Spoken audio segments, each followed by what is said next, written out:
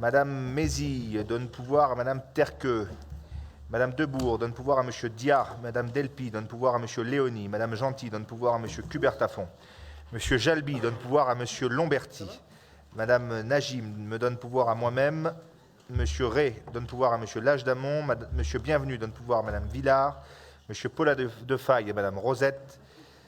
Monsieur Géraudy donne pouvoir à Madame Juste. Monsieur Porto donne pouvoir à Madame Rabeteau. Monsieur Eldid donne pouvoir à Monsieur Miguel.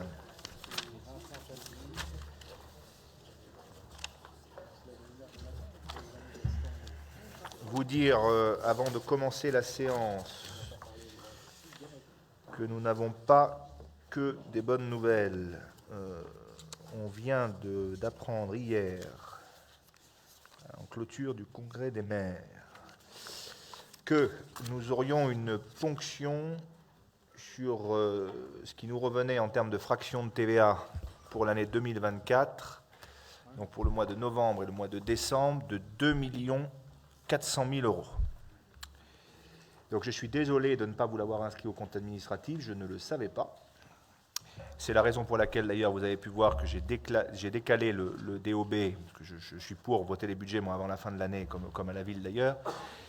J'ai décalé le DOB et le vote du budget en début d'année 2025, parce que je pense qu'en l'espèce, nous ne sommes pas à l'abri de nos surprises, et que les choses peuvent bouger de manière assez significative. Alors, on va peut-être avoir quelques nouvelles pas trop dégueulasses sur le taux de FCTVA, qui va peut-être revenir à des montants initiaux, mais toujours est-il que là, sur la ponction sur cette année 2024, c'est un coup dur, pour nous. Voilà ce que je peux vous dire. 2,4 millions, hein. Donc c'est beaucoup pour novembre et décembre 2024. Donc c'est 2,4 millions de moins que ce qui avait été inscrit au compte administratif. Hein. Donc il faudra faire une soustraction de 2,4 millions. Moi, ma doctrine en l'espèce, elle est simple, hein, je ne veux pas m'étaler là-dessus, mais quand vous êtes un élu responsable, vous ne pouvez pas dire que vous vous désintéressez du déficit public et de la dette publique. L'état des comptes français est insoutenable sur un très court terme. La vraie difficulté que l'on a, si on regarde les choses très directement et sans se mentir, c'est qu'on va avoir de plus en plus de mal à emprunter si on ne réduit pas le déficit et notre dette. On risque de devoir emprunter sur des marchés à des taux qui ne sont pas des taux très sympathiques, avec des produits d'emprunt qui risquent de ne pas non plus être les meilleurs. Donc il y a urgence à réduire le déficit et la dette publique. Maintenant, ce que j'aimerais, et ce qu'on est nombreux à penser ça, hein, de tous bords politiques d'ailleurs, c'est qu'avant de venir nous expliquer comment il faut faire des économies, l'État s'applique ses propres règles d'économie. En France, il y a 1000 agences qui coûtent 100 milliards d'euros par an. Je ne suis pas sûr qu'on ait besoin de 1000 agences. Vous voyez, je ne vise personne, mais je ne suis pas sûr de ça.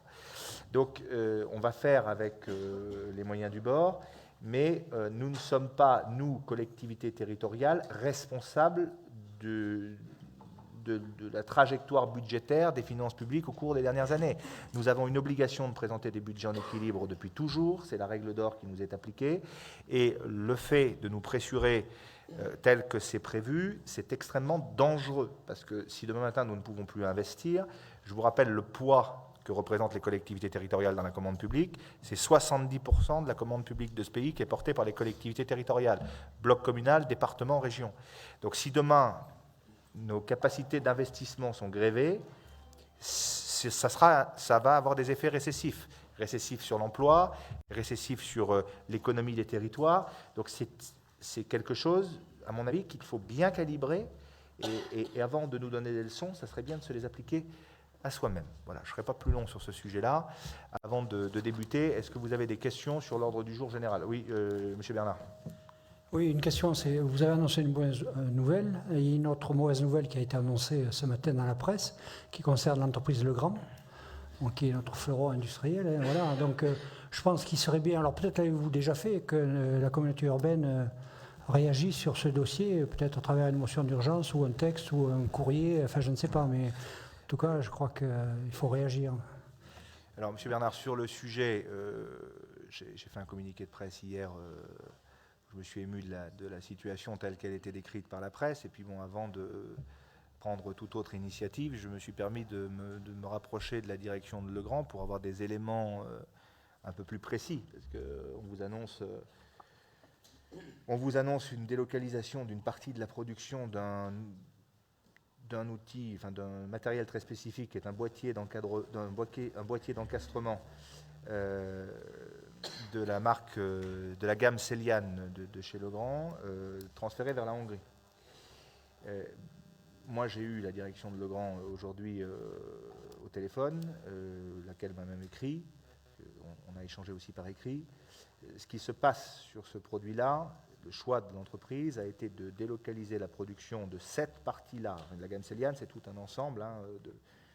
Et donc ce petit boîtier d'encastrement, ils vous disent d'encastrement, oui.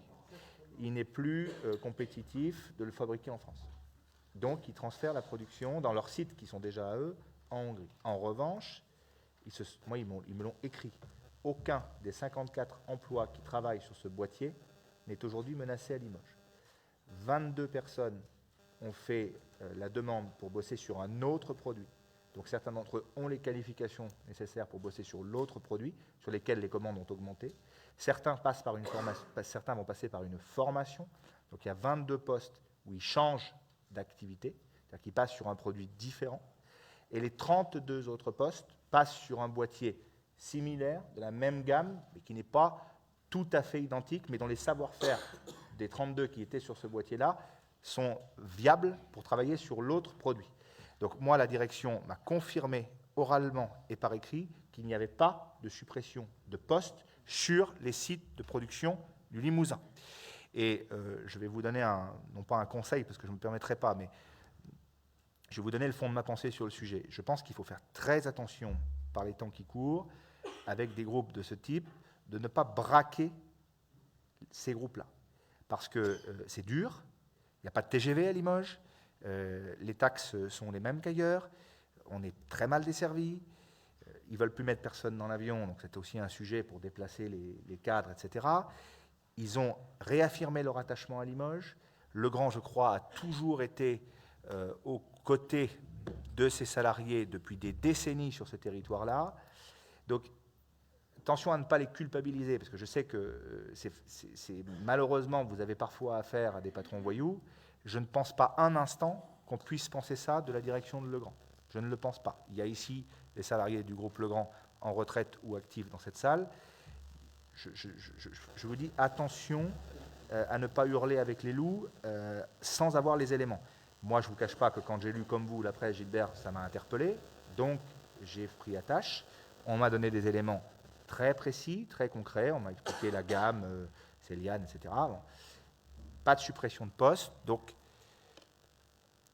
gardons, je pense, un peu de retenue sur ce sujet-là. Et encore une fois, ils ont réaffirmé leur attachement au territoire par écrit, oralement, le maintien du siège social, le maintien de l'emploi intégralement. Et ils ont, Catherine peut en témoigner, des commandes dans une partie de la gamme qui augmentent. Donc ils n'ont pas de raison, si vous voulez, d'avoir une réduction de leur activité économique. Voilà.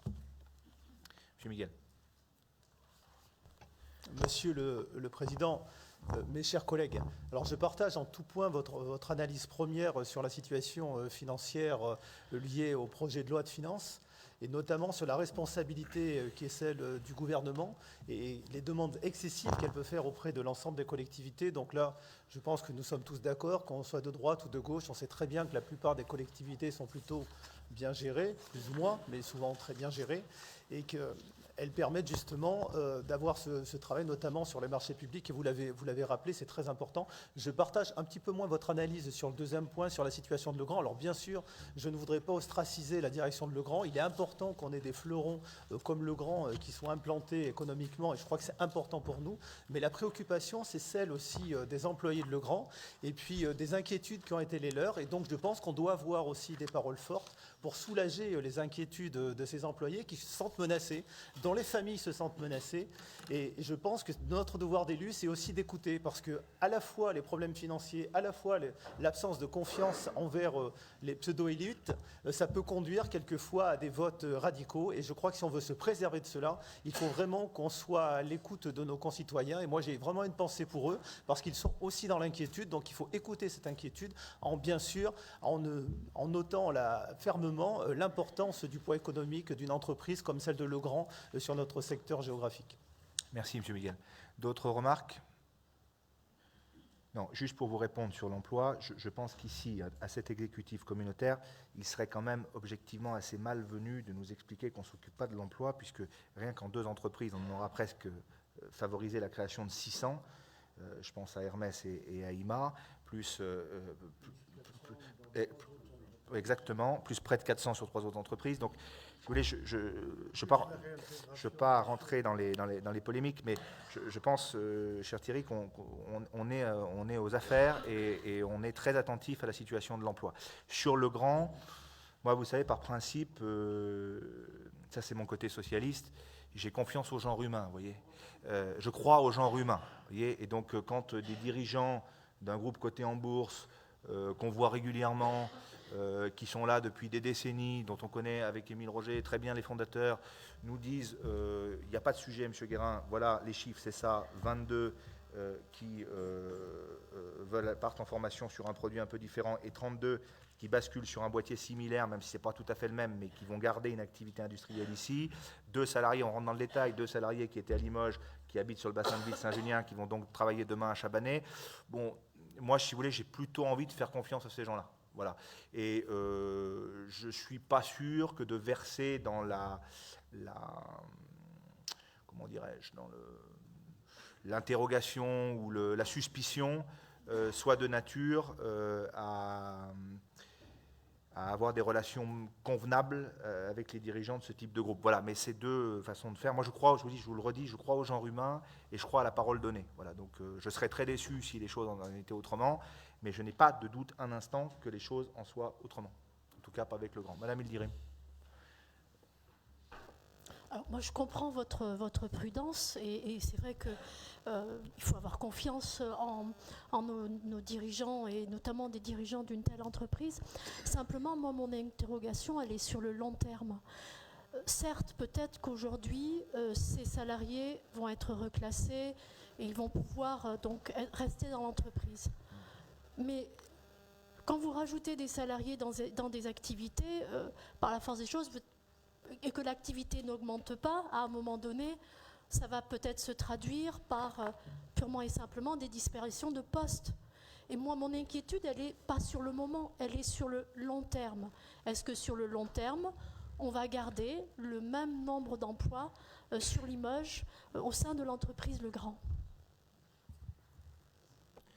Écoutez, aujourd'hui, moi, de ce que j'en ai compris, je ne suis pas actionnaire de Legrand, mais de ce que moi j'en ai compris, c'est qu'ils ont des ventes sur certains produits plutôt qualitatifs et haut de gamme qui augmentent, donc ils ont une activité qui croît.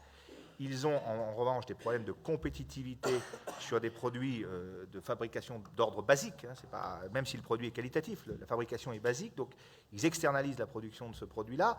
Enfin, malheureusement, et on peut le regretter, hein, mais très longtemps que dans ce pays, on externalise la production de produits manufacturiers ailleurs dans le monde, et quand c'est en Europe, c'est un moindre mal. Donc il n'y a pas d'interrogation aujourd'hui sur la baisse du volume d'activité du groupe Legrand sur les sites de production du Limousin. En tout cas, pas selon les propos de la direction. Ils m'ont juste fait passer un message pour vous, chers élus, c'est aidez-nous à développer l'habitat sur le territoire, parce que l'habitat, c'est de la commande. Voilà. Et aidez-nous à faire en sorte d'avoir des moyens de désenclavement sûrs. Donc vous voyez, typiquement, François Durovray, ministre des Transports, vient vendredi prochain à Limoges par les Poltes. Moi, je le revois le 4 à Paris. Je vais lui parler de la RN 141. Vous voyez, c'est pas grand-chose, mais la connexion à l'océan. Bon, ça, c'est typiquement une compétence de certaines collectivités. Il manque 16 millions pour finir. Bon, on va peut-être arriver à trouver 16 millions entre le département de la Haute-Vienne, le département de la Charente et la région Nouvelle-Aquitaine. Vous voyez, donc chacun doit faire sa part du boulot, je le crois profondément, et les choses se passeront bien. Voilà, moi je crois profondément aux engagements de ce groupe, parce qu'il a démontré, malgré la tempête, et elles ont été nombreuses au cours des décennies passées, son attachement à Limoges. Et j'en connais quand même un certain nombre. Je ne connais pas beaucoup de salariés de Legrand, fussent-ils sur la chaîne de production, qui se plaignent de leur direction. Voilà. Et puis vous savez, j'attire aussi votre attention sur le fait qu'il va y avoir des élections professionnelles dans les syndicats bientôt. Vous voyez, là, en ce moment, on assiste dans le monde agricole à la dernière ligne droite de campagne entre la FNSEA et la coordination rurale. Donc c'est celui qui fera le plus de barrages, qui brûlera le plus de pneus. Je vous dis juste qu'il y a certains communiqués qui partent parfois un peu vite dans les organisations socio-professionnelles aussi, parce que tout le monde est en campagne. Donc chacun tire un petit peu la couverture à lui. Voilà. Émile Roger. 3 ou 4 petites choses. La première, écouter les ouvriers et les employés d'une entreprise ne signifie pas rajouter de l'angoisse à l'angoisse et à la manipulation. Ça, c'est le premier point. Deuxièmement, faire ce que nous avons fait chacun de notre côté, prendre des renseignements et des informations précises auprès de la direction pour savoir où nous en étions est quelque chose d'important et nous le retranscrivons. Troisièmement, il faut vous souvenir qu'aujourd'hui, nous sommes au 17e trimestre de baisse régulière de la construction de bâtiments, que le bâtiment tertiaire c'est moins de 37% et que le logement, c'est moins de 49%. Donc la concurrence est forte. L'autre point qui est extrêmement important aussi, c'est que chaque fois qu'on fait payer les entreprises un peu plus, c'est autant de compétitivité en moins. Donc effectivement, oui, nous sommes très attentifs à Legrand, mais pas qu'à Legrand, à toute la chaîne de production locale, pour savoir quels sont ceux qui risquent d'être sur le carreau et combien nous risquons d'avoir de pertes en ligne. Je vous rappellerai que la zone de stockage et de distribution de Casino a été mise en fermeture et le personnel en liquidation. Nous avons fait, en tout cas au niveau de l'agglomération, notre travail. Et au niveau de la ville de Limoges, nous avons offert de l'embauche à un certain nombre de professionnels et nous leur avons proposé des embauches sur des postes adaptés à certaines de leurs fonctions. Alors je ne sais pas si ça suivra et si ça sera assez satisfaisant, mais nous le faisons. Voilà, je tenais à vous le dire. Et un dernier point quand même que je voudrais vous dire, c'est que ce ne sont pas les élus qui génèrent les postes et qui gèrent les postes dans les entreprises. Par contre, ils peuvent les faire disparaître par des séries de mesures qui, sous peine ou sous couvert de bienveillance envers les ouvriers pour avoir leur vote, ont abandonné complètement les ouvriers et ont abandonné complètement l'industrie française. 50 ans de déclin. Et aujourd'hui, nous sommes dans une dépendance à l'international qui est terrible. Donc, ayons un peu d'humilité par rapport à ça. Bien. Dernier point avant de passer à l'ordre du jour. Sébastien Larcher n'est pas avec nous ce soir parce qu'il est justement au siège d'Hermès ce matin, parce que Hermès réunissait les élus qui ont sur leur territoire des sites ou des futurs sites d'implantation d'Hermès. Donc le projet du Madelage avance très bien, l'accueil a été très chaleureux, et encore une fois, je suis ravi que ça ait pu voir le jour. Je signe l'acte de vente mardi chez le notaire. Donc là, on est très heureux de tout ça, parce que c'est un transfert d'emploi, Joël, de Saint-Just vers Couzex, mais c'est aussi plusieurs centaines d'emplois créés. Ce n'est pas que du transfert. Je sais bien que certains veulent minimiser nos efforts et nous expliquent gentiment que ce n'est que du transfert. Non, c'est le transfert plus près de 160 de plus. Donc c'est de la création d'emplois industriels, manufacturiers, de qualité, durables. Parce que quand vous voyez l'augmentation du chiffre d'affaires d'Hermès au cours des 3 dernières années, vous vous dites que l'emploi il va être périn et il risque d'être durable. Donc c'est plutôt une très bonne nouvelle, dont nous devons, je crois, nous en féliciter collectivement. Dernier point, saluer le résultat des élections universitaires, cher Gulsen, puisque tout s'est très bien passé, sans appel, un résultat sans appel. Donc félicitations à Vincent Jolivet qui est très en tête de ce suffrage, même si les choses ne sont pas totalement acquises puisqu'il y a encore un vote. Mais bravo à lui et bravo à ses équipes. Bien, je vous propose que l'on passe aux délibérations. qu'on vient de désigner un secrétaire de séance. Je vous propose la candidature de Mme Riffaut, si celle-ci l'accepte. Mme Riffaut, est-ce que vous acceptez cette... Avec plaisir, Président. Merci. Je vais profiter d'avoir la parole. Excusez-moi, parfois je suis un peu bavarde, mais j'ai 2 nouvelles à annoncer. Alors, c'est vrai qu'après tout ce que vous venez de dire, c'est parfois un peu en lien, et je vais essayer d'être un peu dans des nouvelles positives. Alors, la première nouvelle, c'est qu'il y a eu Destination Emploi le 13 novembre, et qui donc a rassemblé 80 entreprises. J'en profite pour remercier Monsieur le maire qui me donne tout le temps la gratuité de Beaublanc pour ce genre de manifestation. Je vous remercie vraiment. 80 entreprises, 11 centres de formation, 1000 visiteurs, dont 166 qui sont suivis par la mission locale de Limoges Métropole. Sur cette action, 35 entreprises ont déjà des retours de satisfaction, avec 30% qui ont déjà un recrutement abouti. Donc ça prouve bien que ces destinations emploi trouvent leur public, et on peut dire qu'on gagne en notoriété et en quantité de visiteurs à chaque fois qu'on organise ce genre d'événement. Donc on peut se satisfaire de ça. Deuxième nouvelle aussi très agréable, puisque Limoges Métropole a été lauréate des trophées de la commande publique 2024 dans la catégorie clause sociale.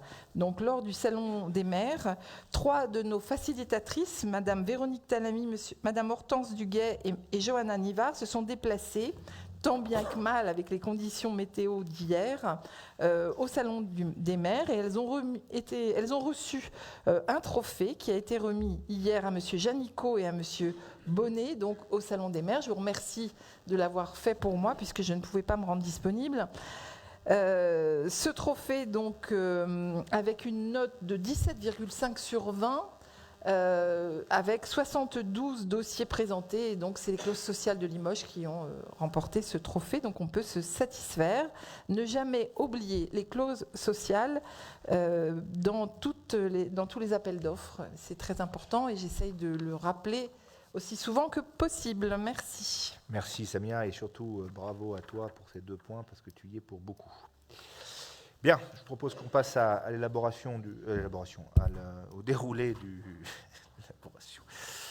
à l'approbation du procès-verbal de la séance du Conseil communautaire du 26 septembre. Le procès-verbal du Conseil communautaire du 26 septembre dernier vous a été adressé avec les convocations. Avez-vous des observations à formuler à son sujet ? Pas d'observation. Qui est contre ce procès-verbal ? Qui s'abstient ? Adopté, merci. Délibération du Conseil communautaire. Donc nous allons procéder à la présentation des différentes délibérations et au vote de ces dernières. Concernant les délibérations qui font l'objet d'un vote groupé, vous pouvez à tout moment demander leur dégroupement, et un vote sera fait de manière individuelle. On passe donc à l'ordre du jour, et on parle logement social avec M. Léoni. Merci, Président. Alors, vote groupé de 1.1 à 1.7. 1.1, approbation de la participation financière de Limoges Métropole à la réalisation de logements sociaux en acquisition-amélioration par Limoges Habitat, résidence Sadi Carnot à Limoges. Il vous est demandé d'approuver le versement de la somme de 135 000 € pour ce projet et d'autoriser le président à signer la convention de financement afférente avec Limoges Habitat. 1.2, approbation de la participation financière de Limoges Métropole à la réalisation de logements sociaux par Limoges Habitat, résidence Pierre Astier à Limoges, dans le cadre de la reconstitution de l'offre démolie au titre du nouveau programme national de renouvellement urbain. Il vous est demandé d'approuver le versement de la somme de 24 000 € pour ce projet et d'autoriser le maire à signer la convention et d'autoriser le président à signer la convention de financement afférente avec Limoges Habitat. 1.3, approbation de la participation financière de Limoges Métropole à la réalisation de logements sociaux par Limoges Habitat, avenue de Limoges à Condat-sur-Vienne, dans le cadre de la reconstitution de l'offre démolie au titre du nouveau programme national de renouvellement urbain. Il vous est demandé d'approuver le versement de la somme de 93 000 € pour ce projet et d'autoriser le président à signer la convention de financement afférente avec Limoges Habitat. 1.4, approbation de la participation financière de Limoges Métropole à la réalisation de logements sociaux par Limoges Habitat, Le Châtenay au Palais-sur-Vienne, dans le cadre de la reconstitution de l'offre démolie au titre du NPNRU. Il vous est demandé d'approuver le versement de la somme de 254 000 € pour ce projet et d'autoriser le président à signer la convention de financement afférent avec Limoges Habitat. 1.5, approbation de la participation financière de Limoges Métropole à la réalisation de logements sociaux par Noalis, Hameau Lafayette à Limoges. Il vous est demandé d'approuver le versement de la somme de 14 000 € pour ce projet et d'autoriser le président à signer la convention de financement afférente avec Noalis. 1.6, approbation de la participation financière de Limoges Métropole à la réalisation de logements sociaux par Noalis à l'Édébut à Condat-sur-Vienne. Il vous demandait d'approuver le versement de la somme de 40 000 € pour ce projet, d'autoriser le président à signer la convention de financement afférente avec Noalis. Et enfin, 1.7, approbation de la participation financière de Limoges Métropole à la réalisation de logements sociaux par Noalis, avenue Jean Moulin, au Palais-sur-Vienne. Il vous demandait d'approuver le versement de la somme de 16 000 € pour ce projet, d'autoriser le président à signer la convention de financement afférente avec Noalis. Merci, M. Léoni. Pour les délibérations 1.1 à 1.4 qui concernent Limoges Habitat, les administrateurs de Limoges Habitat, à savoir Mme Moguin-Sicard, M. Bonnet, Mme Boucher, Mme Gentil, M. Lachdamont et Mme Riffaut, se déportent. Pour la délibération 1.5 à 1.7 qui concerne Noalis, Mme Moguin-Sicard se déporte. Y a-t-il des questions sur ces délibérations? Des oppositions, des abstentions? M. Léoni, vous faites l'unanimité. PLUI et urbanisme, à vous. Donc, ça va être un vote simple de délibération de point 1. Le rapport triennal de suivi de l'artificialisation des sols qui a été présenté en bureau communautaire. Il vous demandait de prendre acte du débat tenu en conseil communautaire et du vote portant sur le rapport relatif à l'artificialisation des sols, de transmettre dans les 15 jours suivant sa publication ce rapport aux représentants de l'État dans la région et dans le département, au président de la région Nouvelle-Aquitaine, aux maires des communes membres de Limoges Métropole ainsi qu'au président du syndicat intercommunal d'études et de programmation de l'agglomération de Limoges, le CIEPAL. Y a-t-il des questions? Oui, Madame Taillot. J'avais une question justement par rapport à ce plan-là. Est-ce que les déclarations du Premier ministre relatives en fait à la loi ZAN, avec effectivement un report en termes de temps, est-ce que ça a une influence sur le rapport ou pas? Merci, Président. Alors, ça n'influence en rien le rapport, puisque le rapport, c'est un constat. On constate le nombre d'hectares consommés depuis le début de cette décennie, donc depuis 2021, au regard de la trajectoire ZAN. Bien évidemment que le Premier ministre au Congrès des maires a fait une annonce par rapport au fait qu'il fallait infléchir la trajectoire, que l'objectif restait l'objectif, à savoir une zéro artificialisation nette en 2050, mais que pour autant, des aménagements seraient faits. Donc compte tenu de ces annonces, on va être vigilant certainement dans le cadre de l'élaboration du PLUI, on va attendre de voir ce qui sera voté derrière, mais en tout état de cause par rapport au rapport, ça ne change rien dans le mode de calcul. On a des éléments chiffrés qui nous permettent de constater qu'aujourd'hui, nous avons consommé tant d'hectares entre 2021 et 2022, qu'on est sur une certaine trajectoire. Est-ce qu'il faut faire attention, pas attention? Voilà. En tout cas, c'est plus ce rapport est une photographie à l'instant T, ce n'est pas un engagement. Des questions? Allez, on ne fera pas de philosophie sur le ZAN ce soir, on va attendre la PPL. Et puis bon, avec un peu de chance, on fêtera son enterrement en grande pompe dans pas longtemps. Monsieur Léoni, toujours, PLU. Donc, délibération de point 2 à 2.8 groupés. Révision allégée numéro 3 du plan local d'urbanisme d'Île. Avis conforme de l'autorité environnementale relatif à la décision de ne pas soumettre la procédure à évaluation environnementale, mais à un examen au cas par cas ad hoc. Il vous est demandé de ne pas soumettre la révision allégée numéro 3 à évaluation environnementale. 2.3, arrêt du projet de révision allégée numéro 3 du plan local d'urbanisme de la commune d'Île, suppression d'un espace boisé classé placé sur un bassin de rétention au Mas-des-Landes. Il vous est demandé d'approuver le bilan de la concertation préalable et de prendre acte qu'il ne remet pas en cause le projet de révision allégée numéro 3, d'arrêter celui-ci et de le soumettre pour avis lors d'un examen conjoint au maire de la commune d'Île, aux personnes publiques associées, aux communes limitrophes et aux établissements publics de coopération intercommunale qui ont demandé à être consultés sur ce projet. 2.4, modification numéro 11 du plan local d'urbanisme d'Île, avis conforme de l'autorité environnementale relatif à la décision de ne pas soumettre la procédure à évaluation environnementale, mais à un examen au cas par cas ad hoc. Il vous demandait de ne pas soumettre la modification numéro 11 du PLU d'Île à évaluation environnementale.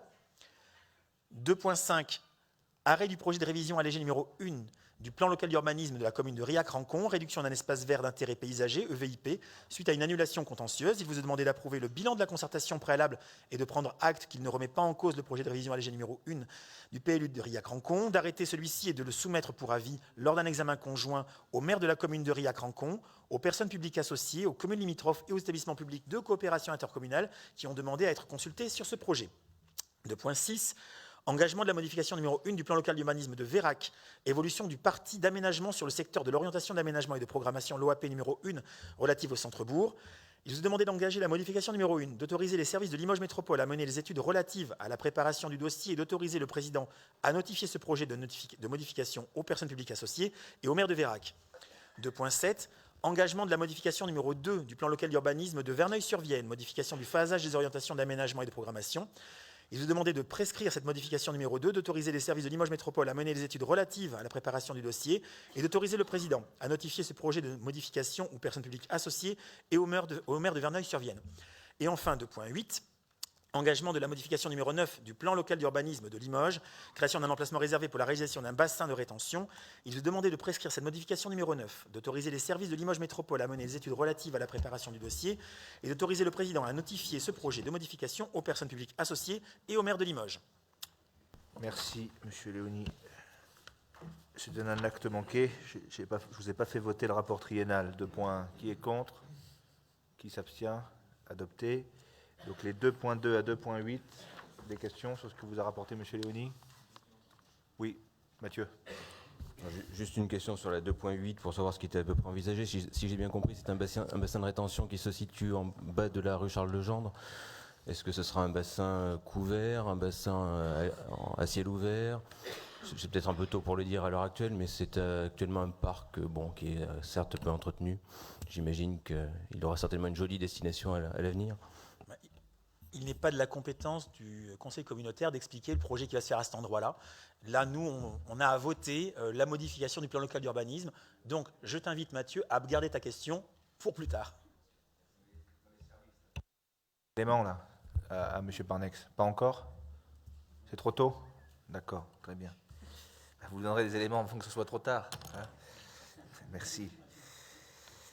Pas d'autres questions? Pas d'opposition, pas d'abstention. Adopté, merci beaucoup.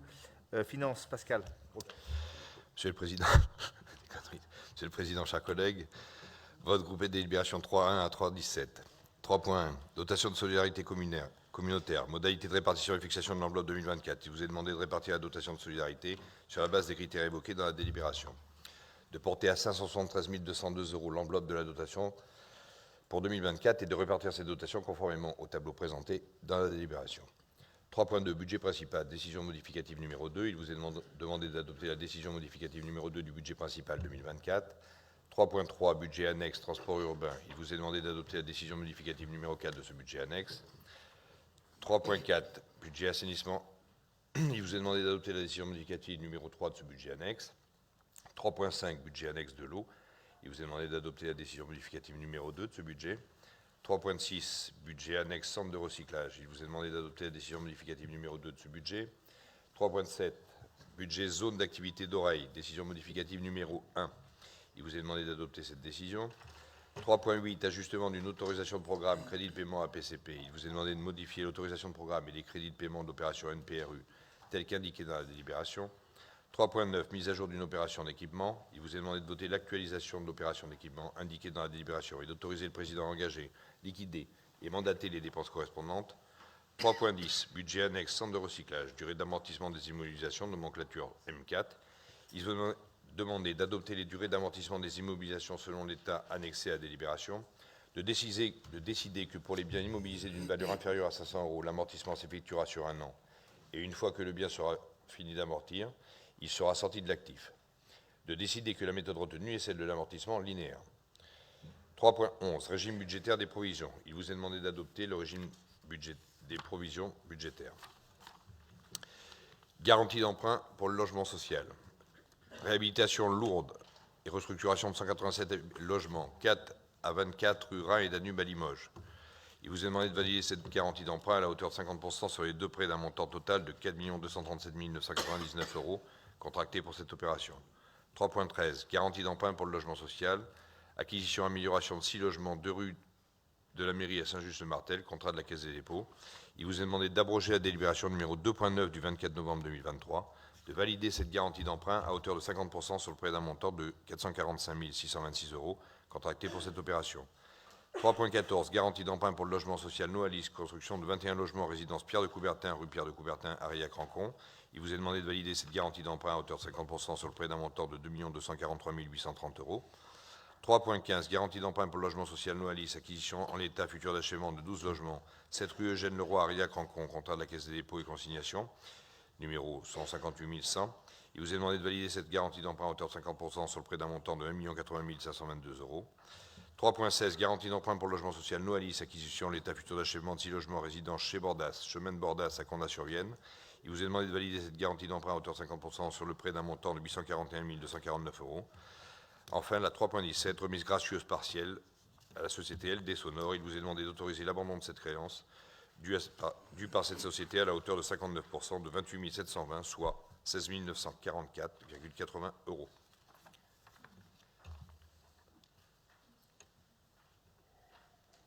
Madame Elguiri. Oui, Monsieur le Président, puisqu'on en est au volet budgétaire, moi je voudrais revenir à ce que vous avez dit tout à l'heure au tout début, la perte des 2,4 millions d'euros pour novembre et décembre. Moi déjà, je suis effrayée par la situation d'un État qui n'est même pas en capacité de respecter ses engagements financiers, puisque l'État s'était quand même engagé de verser cette somme. Et puis la question, c'est comment on fait sur le plan budgétaire.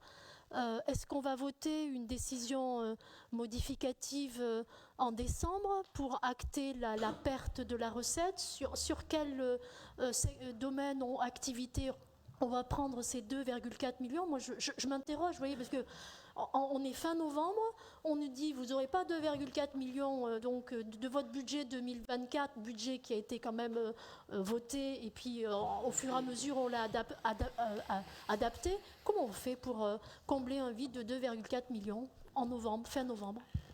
Une vraie question. Vraiment, Non, mais c'est une vraie question. Je ne sais pas s'il y a eu d'autres précédents comme ça, mais j'ai l'impression que... Pas à ma connaissance. Pas à ma connaissance non plus. C'est une vraie question, mais vous savez, la dégradation est telle qu'ils considèrent qu'ils n'ont pas d'autre choix, au risque d'être déclassés encore. Et les agences de notation nous regardent tous les jours de très très près. Non, il faut que les gens soient conscients que ça va très très mal. Faut être conscient de ça.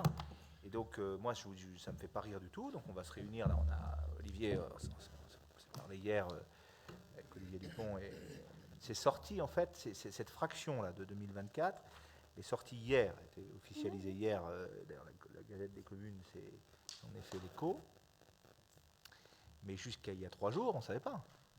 Donc, on va regarder ensemble ce qu'il va falloir rogner. Mais 2,4 millions, ce n'est pas 240 000 €. Et heureusement qu'on avait été raisonnable, plutôt bon gestionnaire, et que notre EPCI va pas mal. Parce que je me dis que là où ça va arriver, dans les collectivités fragiles, ça va devenir une catastrophe rapidement, sans pouvoir répondre non plus à ta question, Lucène. Voilà. Ouais. Bien sûr. Émile Roger. Oui, je voudrais vous dire combien c'est compliqué. Nous, on a un peu de chance parce qu'on a mis un peu d'épargne. Donc, dans la mesure où on a un peu d'épargne, on peut prendre sur l'épargne. C'est toujours sur l'épargne qu'on peut prendre, sur l'année. Par contre, pour l'année prochaine, ça nous obère d'autant, mais ça nous laisse le temps de nous adapter. Mais il y en a des gens dont le budget des communes est très serré, voire même qui sont à la limite de la tutelle.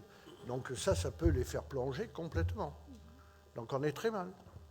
Et une année, mais 2-3 années consécutives, c'est catastrophique pour la vie du pays et c'est catastrophique pour nos collectivités. Moi, la question que je me pose, c'est comment on en est arrivé là, voilà, dans un laps de temps très court, en fait. Donc, c'est une vraie question. Enfin, c'est pas 40 ans non plus. Enfin, là, la dégradation des comptes publics, elle s'est quand même accélérée ces dernières années. Il y a peut-être une interrogation, et Alain Rousset a raison, sur l'origine de la dissolution. À mon avis, c'est la situation budgétaire qui explique cette dissolution qui était inexplicable. Oui, il a raison, exactement comme la fusion avec Poitou-Charentes, c'est pareil. Bon, allez, mais vous... Je retrouvais des explications aux mots partout, vous savez, aux mots MAUX. Pourquoi on se retrouve marié avec la Nouvelle-Aquitaine? Parce qu'il fallait éponger une dette existante. Non, la situation, elle est catastrophique. Elle est mauvaise depuis 35 ans, 40 ans. Mais là, au cours des 10 dernières années, le quoi qu'il en coûte, il coûte. Mais ça, c'est pour les collectivités. Mais si vous regardez ce qui se passe pour les entreprises, c'est effrayant. Vous avez des boîtes qui, aujourd'hui, sont des boîtes de 50, 60 personnes qui font du chauffage, de la plomberie, de la canalisation. Ils sont plus qu'en redressement. Certains sont en liquidation. Moi, j'ai Urbain très régulièrement au téléphone. Je le vois lundi matin sur un dossier précis du territoire.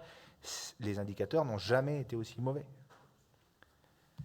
Donc bon, je ne sais pas comment on va prendre ces 2,4 millions, mais on va bien falloir les prendre quelque part.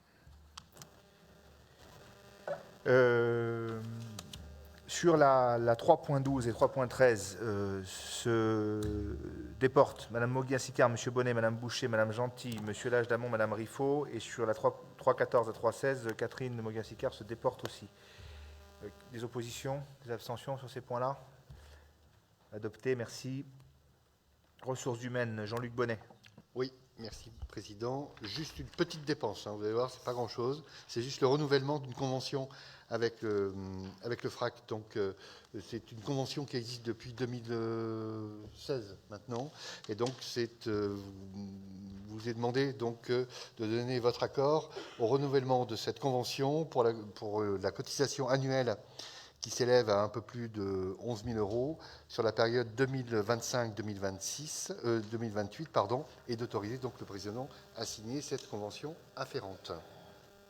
Merci Jean-Luc. Y a-t-il des questions? Des oppositions, des abstentions? Adopté. Mutualisation, Monsieur Doucet. Oui, Monsieur le Président, merci à vous, Mesdames et Messieurs, chers collègues.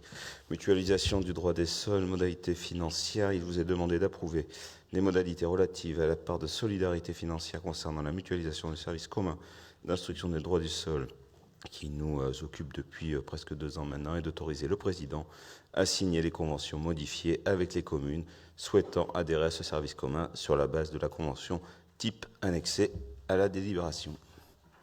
Y a-t-il des questions? Oui, M. Garestier.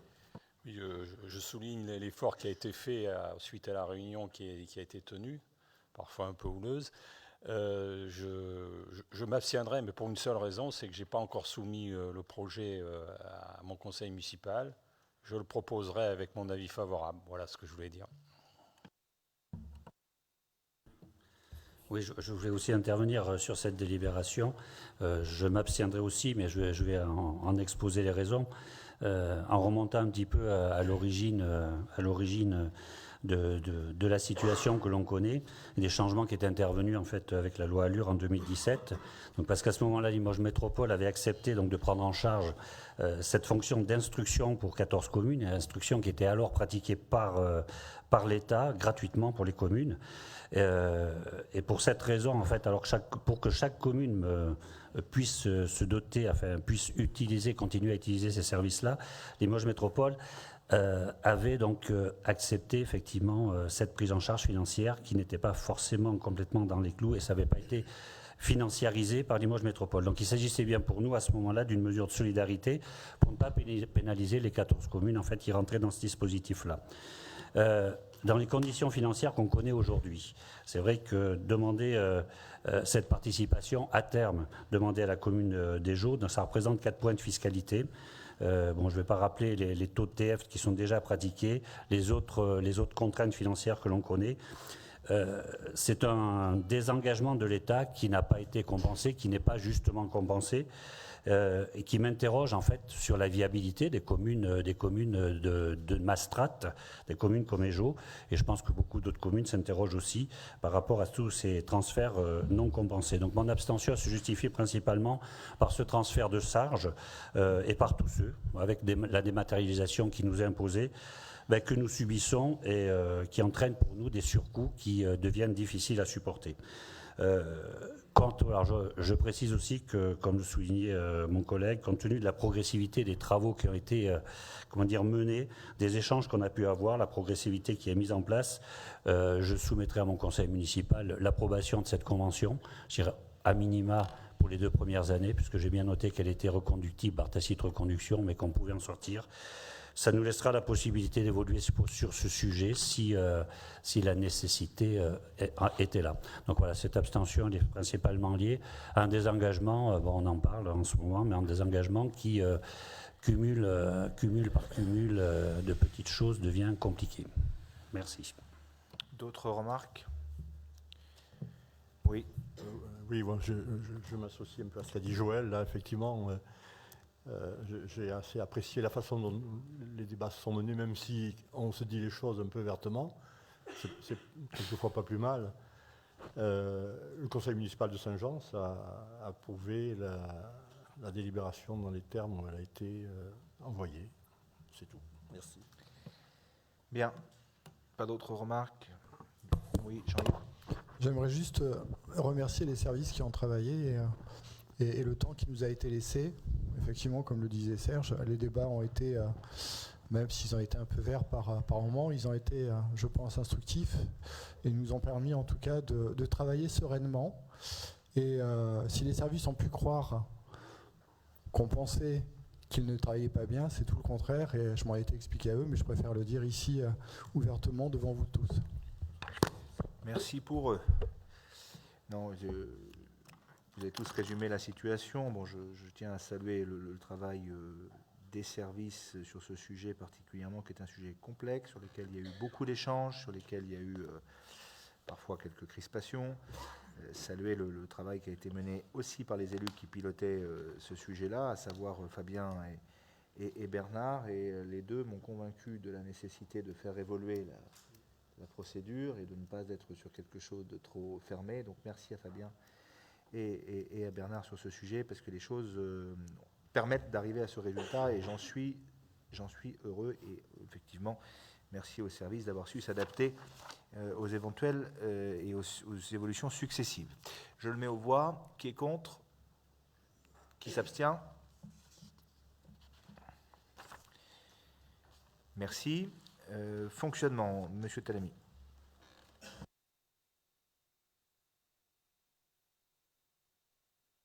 Fabien, excuse-moi.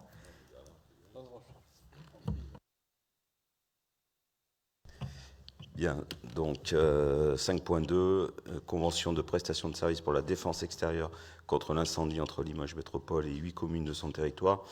Il vous est demandé d'approuver les conventions de prestation de services pour la défense extérieure contre l'incendie à conclure entre Limoges Métropole et les communes de Bonnac-la-Côte, Chaptelat, Couzex, Le Palais-sur-Vienne, Riac, Rancon, Périllac, Saint-Jean, Sévérac, et d'autoriser le président à les signer. C'est principalement une reconduction de ces conventions qui sont aujourd'hui à l'ordre du jour. Merci. Des questions là-dessus?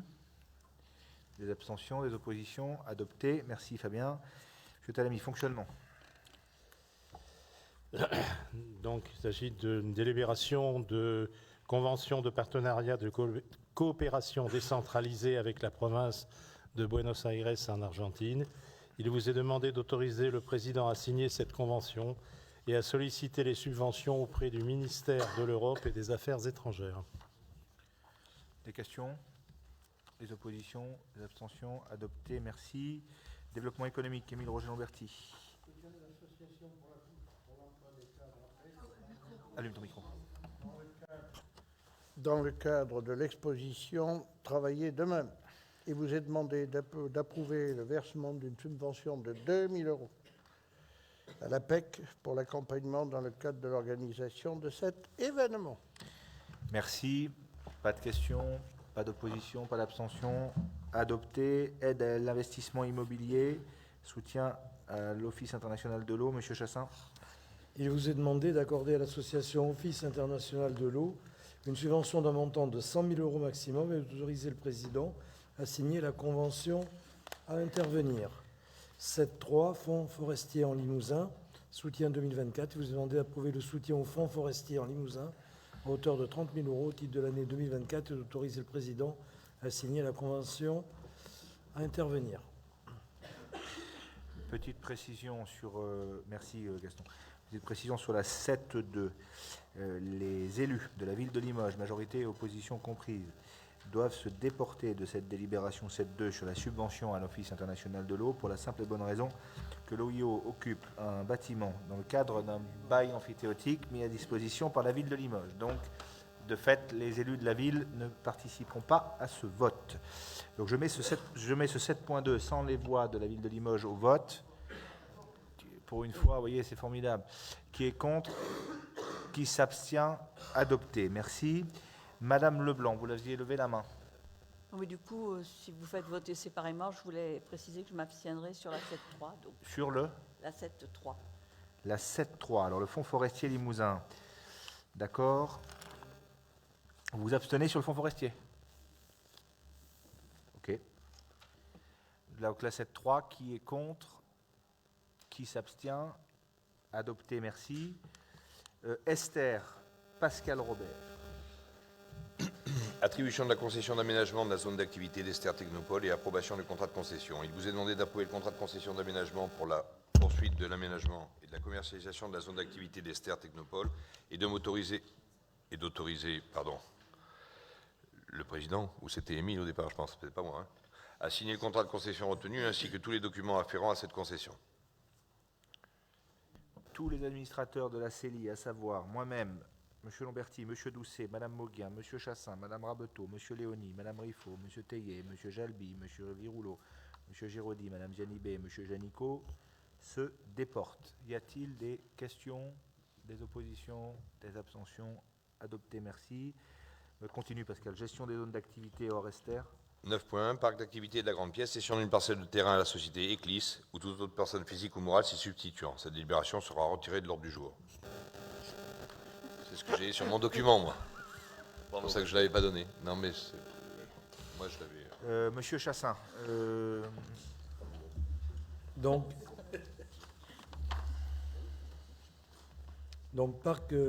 vote groupé des délibérations 9.2 à 9.3.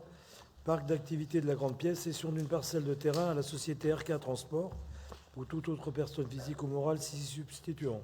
Il vous est demandé d'accepter l'offre de cette société pour l'acquisition d'un foncier de 2764 m² et de donner un avis favorable à cette vente, moyennant le prix de 35 € hors taxe le mètre carré, soit 96 740 € hors taxe.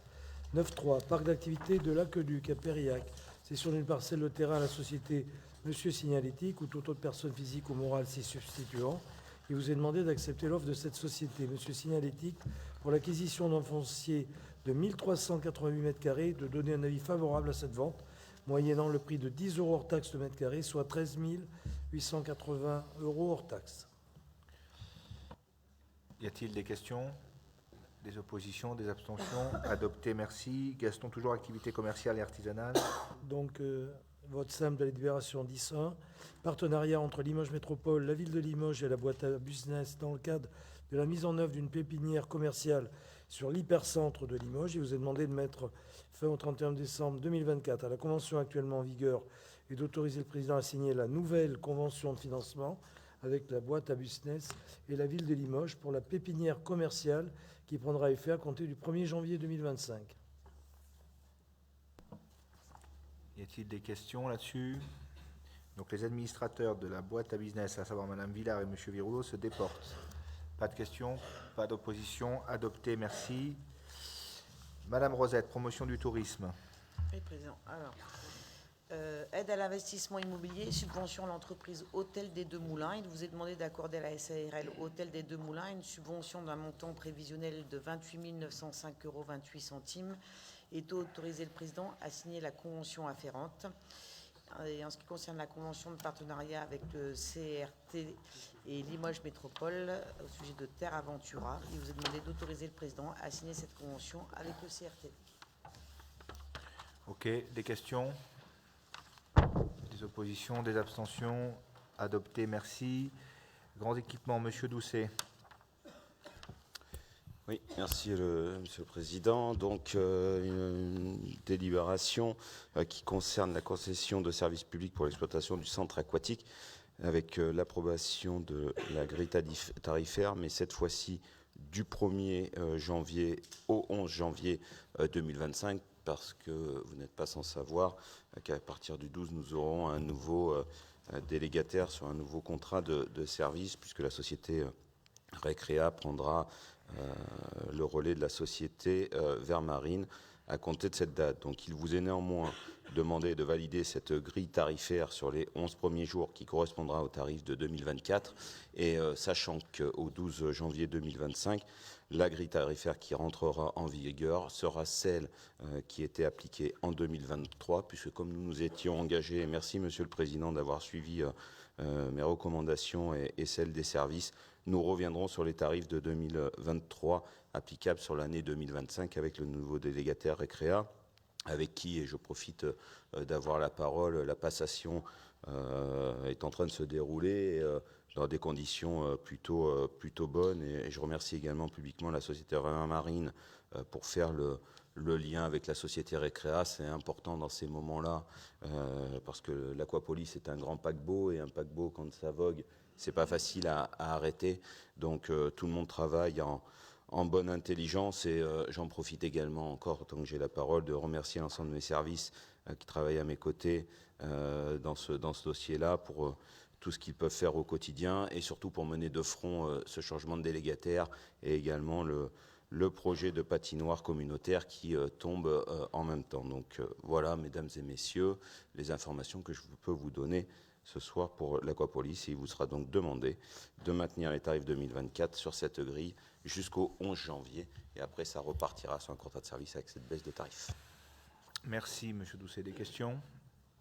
Des oppositions? Des abstentions? Adopté. M. Toulza, enseignement supérieur. Prolongation de la convention de cadre tripartite entre l'Université de Limoges, la ville de Limoges et Limoges Métropole. Il vous est demandé d'approuver la prolongation de la convention cadre tripartite entre l'Université de Limoges, la ville de Limoges et Limoges Métropole, d'autoriser le président à signer l'avenant de prolongation afférent. Vous comprendrez qu'avec le renouvellement des instances et le changement la prise de fonction début janvier du nouveau président, on n'avait pas le temps de planifier ou de travailler sur une convention. Elle est donc prorogée d'une année, si vous le validez, bien évidemment. Merci. Des questions? Oui, Madame Indirim.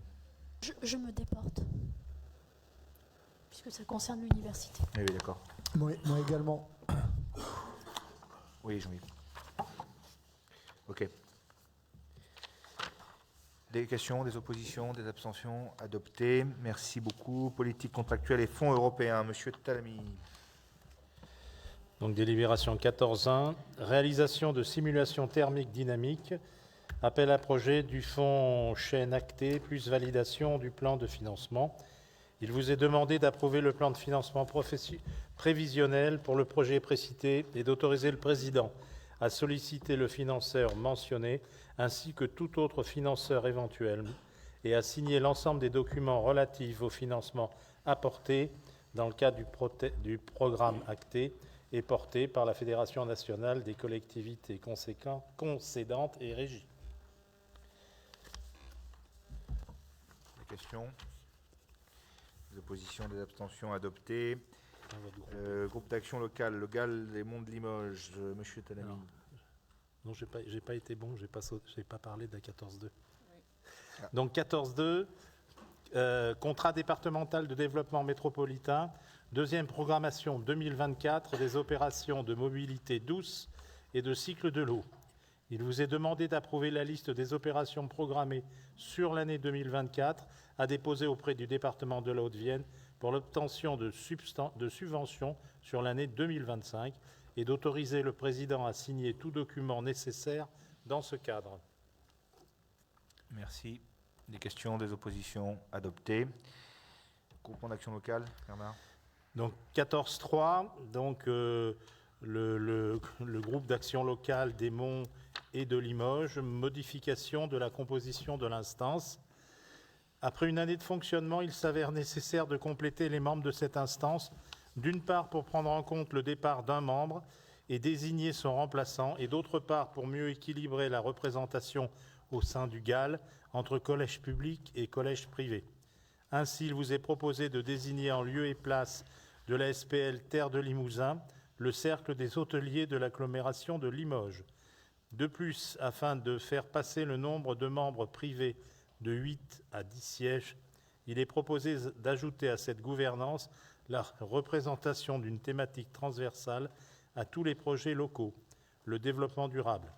À ce titre, il est demandé à chaque établissement public de coopération intercommunale de désigner un membre titulaire et un membre suppléant représentant la thématique. Il est proposé de désigner les structures suivantes qui disposeront chacune d'un représentant siégeant au GAL, en qualité de membre titulaire, l'antenne régionale Fibois, en qualité de membre suppléant, ODIS Cluster Construction et Aménagement Durable de Nouvelle-Aquitaine. Il vous est demandé d'approuver la nouvelle composition du GAL des Monts et de Limoges. Y a-t-il des questions? Des oppositions, des abstentions? Adopté, merci. Habitat, Madame Mauguin. Merci, Président. Délibération concernant le nouveau programme local de l'habitat de Limoges Métropole, puisqu'il vous est demandé d'engager la procédure d'élaboration de ce nouveau PLH selon les modalités définies dans la délibération, d'autoriser le président à signer avec Monsieur le Préfet pour définir conjointement les modalités d'association de l'État à l'élaboration du PLH et pour la transmission du porté à connaissance, d'autoriser le président à solliciter les personnes morales ou leurs représentants pour la mise en œuvre de l'élaboration du PLH à chaque fois que cela est nécessaire, de prolonger d'1 an le PLH en vigueur, soit jusqu'au 10 septembre 2026, durée nécessaire pour que le nouveau PLH soit exécutoire, après avoir obtenu l'accord du préfet de département, et enfin d'autoriser le président à signer tout document nécessaire à l'exécution de la présente délibération. Délibération 15.2, puisqu'il vous est demandé d'autoriser le président à signer le pacte bois biosourcé entre l'interprofession de la filière bois et Limoges Métropole en tant que maître d'ouvrage. Merci Catherine. Des questions? Des oppositions? Oui, Madame Leblanc, pardon. Allez-y. Oui, je vais en profiter, Monsieur le Président, pour expliquer pourquoi je m'abstiens sur ce qui concerne le bois dans les deux cas. Les deux délibérations qui concernent le bois, de façon générale, ont été évoquées à des commissions différentes. J'étais dans l'une des deux et j'ai demandé à ce moment-là si on pourrait avoir une vision un peu globale de tout ce qui concerne le bois. Je crois que ça avait été écouté avec attention. Et à titre personnel, j'aimerais avoir une vision plus globale de tout ce qui concerne le bois dans l'agglomération. Et c'est pour ça que je m'abstiens exceptionnellement sur ces deux délibérations aujourd'hui. Ok. D'autres remarques? Je passe au vote. Qui s'abstient? Qui s'oppose? Adopté, merci. Animation et coordination des dispositifs d'insertion. Madame Riffaut. Alors, la délibération 16.1, accord cadre 2024-2028 relatif à l'action conjointe de la région et du réseau des plans locaux pour l'insertion et l'emploi, plus communément appelé le PLI de la Nouvelle-Aquitaine, pour développer l'accès à la formation et à l'emploi des publics vulnérables. Il vous est demandé d'autoriser le président à signer cet accord cadre avec Aliena, la région Nouvelle-Aquitaine, et les 22 autres PLI concernés. 16.2. Attribution d'une subvention pour favoriser l'accès à l'emploi sur le territoire à l'association ASFEL pour l'action Integra Pro 2024-2025. Il vous est demandé d'approuver le versement d'une aide financière d'un montant de 22 500 € à l'association ASFEL afin de soutenir cette action et d'autoriser le président à signer la convention afférente. 16.3 Plan d'action 2025 de Limoges Métropole en matière d'insertion professionnelle. Sollicitation du FSE+. Il vous est demandé d'autoriser le président à solliciter les crédits FSE+, correspondant aux opérations présentées dans la délibération et à signer tout document devant intervenir dans ce cadre. 16.4 Convention d'objectifs et de partenariat pour la mise en œuvre de la clause sociale d'insertion et de promotion de l'emploi dans un marché privé. Construction d'un pôle décoration imprimerie support sur porcelaine à Couzex, conclu entre Limoges Métropole et l'entreprise Béran. Il vous est demandé d'approuver ce partenariat avec l'entreprise Béran. J'insiste sur le fait que c'est l'entreprise Béran pour la mise en œuvre des clauses d'insertion et de promotion de l'emploi dans le cadre de ce projet et d'autoriser le président à signer la convention afférente. Bien, y a-t-il des questions? Des oppositions? Des abstentions? Adopté. Merci Samia. À noter que sur la 16.2, M. Miguel, vous qui avez le pouvoir de M. Eldid se déporte sur la 16.2. Aménagement de l'espace et accessibilité. Participation de Limoges Métropole aux travaux de mise en accessibilité de la gare de Limoges. Il vous est demandé d'approuver la participation de Limoges Métropole à ces travaux à hauteur de 725 000 € et de m'autoriser à signer la convention de financement à intervenir ainsi que tous les documents nécessaires à sa bonne exécution. Doivent se déporter pour cette délibération Monsieur Janicot. Y a-t-il des questions? Madame Leblanc. Oui, et bien évidemment, j'approuve la nécessité, les travaux d'aménagement qui devrait être fait depuis longtemps. En revanche, étant donné le contexte actuel en particulier, je ne trouve absolument pas normal que les collectivités soient contraintes de participer financièrement. D'autres remarques? Oui, monsieur Lamberti. Oui, monsieur Génicot, allez-y.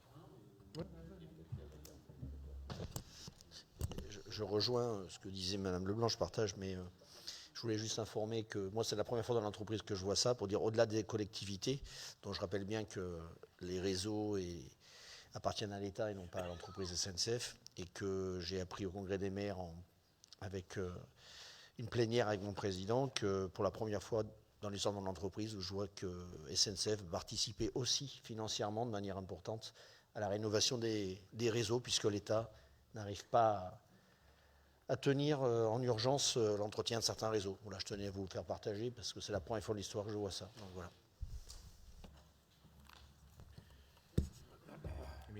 J'entends vos arguments et j'avoue que j'ai un moment partagé ces arguments et que j'ai un moment de penser que je ne participerai pas en tant que maire de Limoges au financement.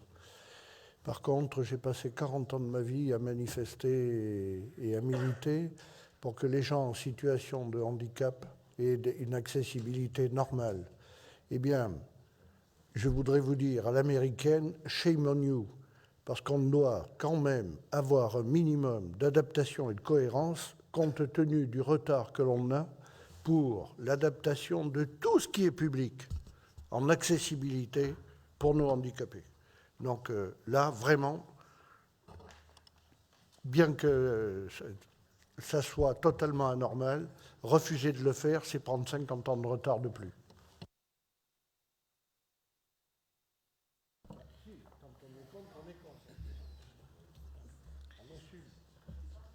D'autres remarques là-dessus? Bien. Sur ce sujet-là, Madame Leblanc, de mémoire, je n'ai plus les chiffres en tête, mais de mémoire, je crois que c'est 16 millions, c'est ça, qui sont mobilisés pour refaire tous les quais aux normes attendues pour les PMR. Bon, si vous voulez le fond de ma pensée, 16 millions pour faire du béton, ça fait quand même très cher, mais ça c'est le problème des marchés publics. Sur ces 16 millions, 14 millions sont assumés par l'État et par la SNCF. Restait 2 millions d'euros à la charge des collectivités. Le président Rousset a mis 1 million. Donc il restait 1 million d'euros à la charge du département, de la ville et éventuellement de l'agglomération. Une des 3 collectivités, en l'occurrence le département, n'a pas voulu participer au financement de cette infrastructure, mais j'aurai l'occasion d'y revenir avec la presse lors de l'avenue du ministre le 4 décembre prochain. Et donc avec la ville, nous avons assumé le 1 million d'euros qui manquait pour que ça puisse se faire, parce que sans ce 1 million d'euros, il n'y aurait pas eu d'accessibilité des quais et le projet aurait été purement et simplement annulé.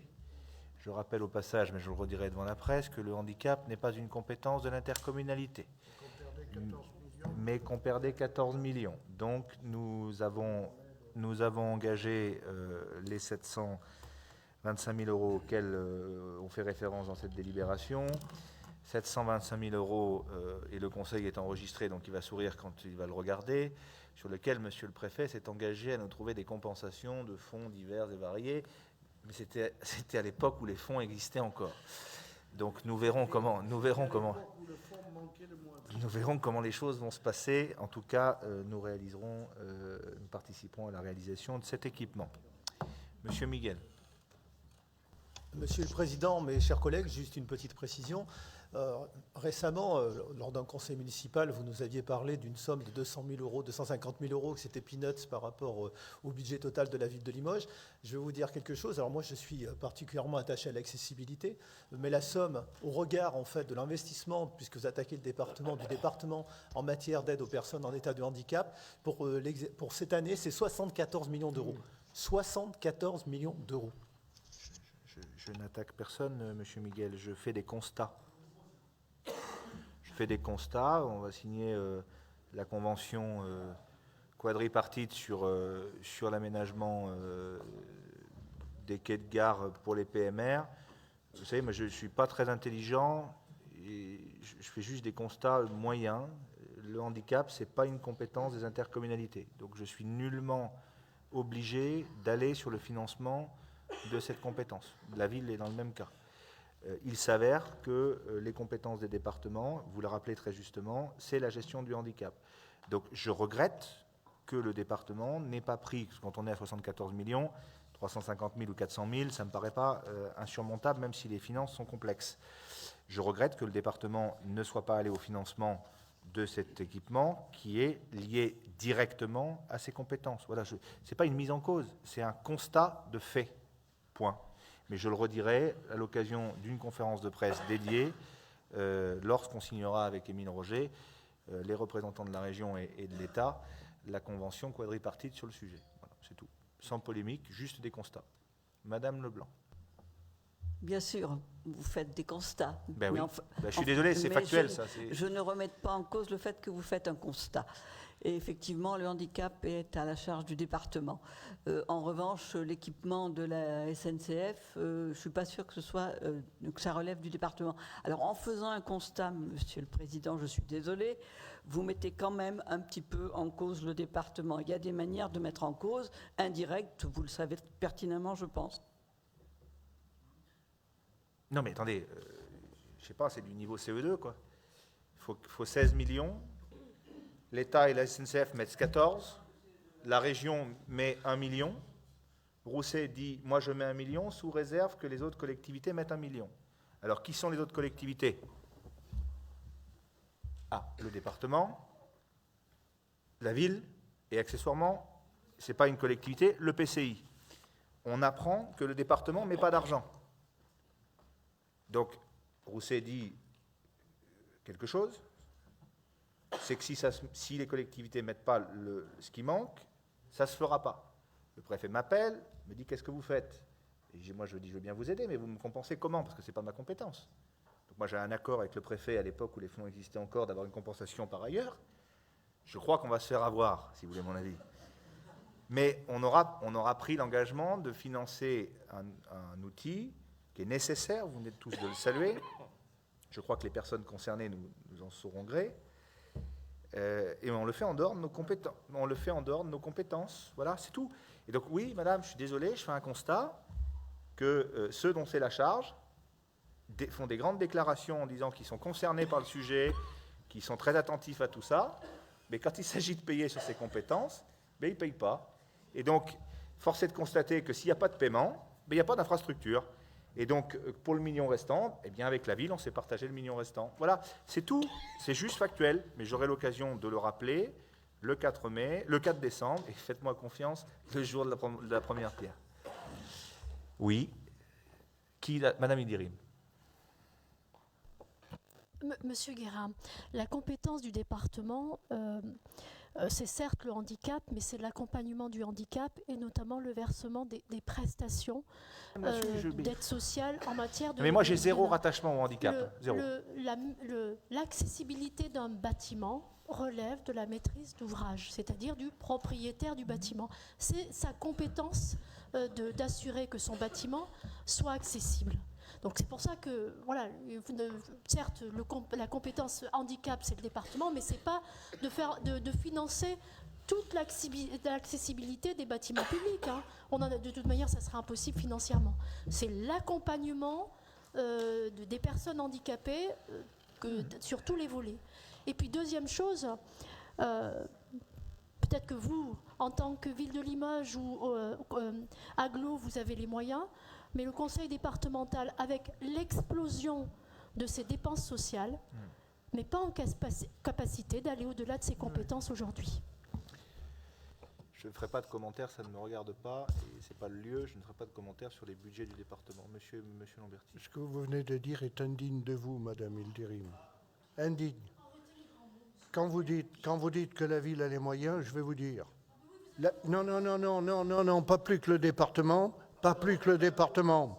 Pas plus que le département. Par contre, nous avons fait le choix de soutenir les plus fragiles et les plus faibles d'entre nous, parce que nous sommes solidaires. Nous n'avons pas que des mots pour le dire, nous le faisons. Et ça, je voudrais quand même que les gens l'entendent bien. L'autre chose qui me paraît essentielle et indispensable,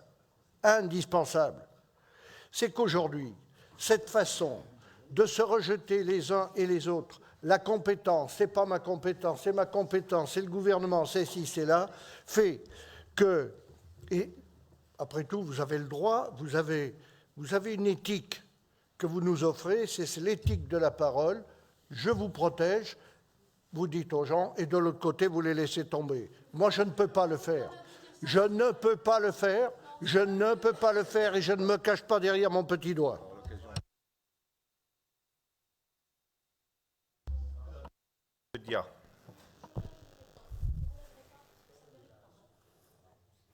Non, Président, je souhaitais simplement, encore une fois, du point de vue juridique, il est facile d'invoquer le lien de rattachement structurel et postuler effectivement la compétence du propriétaire de la structure pour respecter effectivement comme encore l'accès, effectivement, l'exigence de l'accès aux handicapés pour s'exonérer de la responsabilité du département. C'est un argument très fastoche et qui ne tient pas. Dès lors que le PCI, qui n'a pas la compétence, et dès lors que la région, excusez-moi du terme, je ne vous ai pas coupé s'il vous plaît, et dès lors que la région met de l'argent sous condition que les autres participent, il me semble que moralement même, le maire vous l'avez dit, Max Weber parlait de l'éthique de responsabilité et l'éthique de conviction. Et je pense que les deux éthiques même auraient aimé que le département y participe. Et c'est dommage. Voilà. Maintenant, parler effectivement de la ville, c'est vraiment... non, c'est... Bon, je n'ai même pas de mots pour qualifier cette dérobade. Merci, M. Dia. D'ailleurs, à ce sujet, je ne sais pas qui est responsable de l'ascenseur, si c'est la région ou si c'est la SNCF, mais il est sans cesse en panne. Sans cesse en panne. Ça serait bien que ceux qui en ont... Non, c'est sûr, ce n'est pas le département. Mais que ceux qui en ont la charge le réparent parce qu'il est sans arrêt en panne. Bien, on aura l'occasion d'en reparler. Je le passe aux voix. Qui est contre? Qui s'oppose? Qui s'abstient? Adopté. Merci. Affaires foncières, Jacques Roux. Alors, délibération 18.1. Donc, il s'agit de l'acquisition de parcelles situées à Limoges pour la réalisation du pôle d'échange multimodal de Beaublanc. Parcelles qui sont la propriété de la ville de Limoges. Il vous est demandé d'approuver l'acquisition de ces parcelles à l'euro symbolique. La délibération 18.2. Il s'agit de l'acquisition d'une parcelle de terrain située 28 rue Émile Baudot à Limoges, propriété de l'indivision Chapelas. Il vous est demandé d'approuver l'acquisition de cette parcelle moyennant le prix de 320 000 € dans le cadre du développement économique. Délibération 18.3. L'acquisition de deux parcelles de terrain situées à l'intersection de l'allée Guy Monroe et de la route de Grosseray à Limoges, qui sont propriétés de la société Noalis. Il s'agit d'un aménagement de voirie et il vous est demandé d'approuver l'acquisition de ces parcelles à l'euro symbolique, d'autoriser leur intégration dans le domaine public routier de Limoges Métropole une fois les aménagements réalisés. La délibération 18.4, il s'agit de l'acquisition de 4 parcelles de terrain situées à Limoges, au lieu-dit Montgeau, propriété de la SAFER Nouvelle-Aquitaine. Il vous est demandé l'acquisition de ces parcelles moyennant le prix de 10 741,35 €. Il s'agit d'acquisition dans le cadre du périmètre de protection de la retenue d'eau à Beaune, d'eau potable. La délibération 18.5, l'acquisition d'une parcelle de terrain sise au Bas-Fort à Fétia, propriété de M. Jean Faure, dans le cadre du développement économique. Il vous est demandé d'autoriser l'acquisition de cette parcelle moyennant le prix de 110 000 €. La délibération 18.6, acquisition de parcelles de terrain situées à Bonnac-la-Côte, au lieu-dit Sainte-Trope, Lavaux et les Bruyères, propriété Buffetot. Donc il vous est demandé d'approuver l'acquisition de ces parcelles moyennant le prix de 20 000 €, qu'elles s'ajouteraient les frais de rémunération de la SAFER de 2 000 € hors taxes, ainsi que les frais de notaire afférents. Là, on est dans le cadre de mesures compensatoires environnementales. La délibération 18.7, acquisition d'une parcelle de terrain située à Condat-sur-Vienne, au lieu-dit Condadi, propriété de M. De Solme, en vue de la création d'un aménagement cyclable dans le cadre du SDIAC. Il vous est demandé d'approuver l'acquisition de cette parcelle moyennant le prix de 2 977 €. La délibération 18.8, acquisition d'une parcelle située à Limoges et d'une parcelle située au Palais-sur-Vienne, propriété de la région Nouvelle-Aquitaine, en vue de la création d'un aménagement cyclable dans le cadre du SDIAC. Il vous est demandé d'approuver l'acquisition de cette parcelle à titre gratuit et d'autoriser son intégration dans le domaine public routier communautaire de Limoges Métropole, une fois les aménagements réalisés. Délibération 18-9, il s'agit de l'acquisition de parcelles de terrain situées au lieu dit Boissac sur la commune du Vigem, propriété de Monsieur Laplot. Donc il vous est demandé d'autoriser l'acquisition de ces parcelles moyennant le prix global et forfaitaire de 3 338 €. Ça c'est dans le cadre de la création d'un réseau d'assainissement. La délibération 18-10, l'engagement de cession d'un droit de passage et d'aqueduc et d'un droit d'occupation temporaire au profit de Limoges Métropole, toujours à Boissac sur la commune du Vigène, donc propriété de M. Laplot. Donc ça, c'est dans le cadre de la création de cet équipement. Il vous est demandé d'autoriser la constitution de ces droits au profit de Limoges Métropole, moyennant une indemnité de 150 €.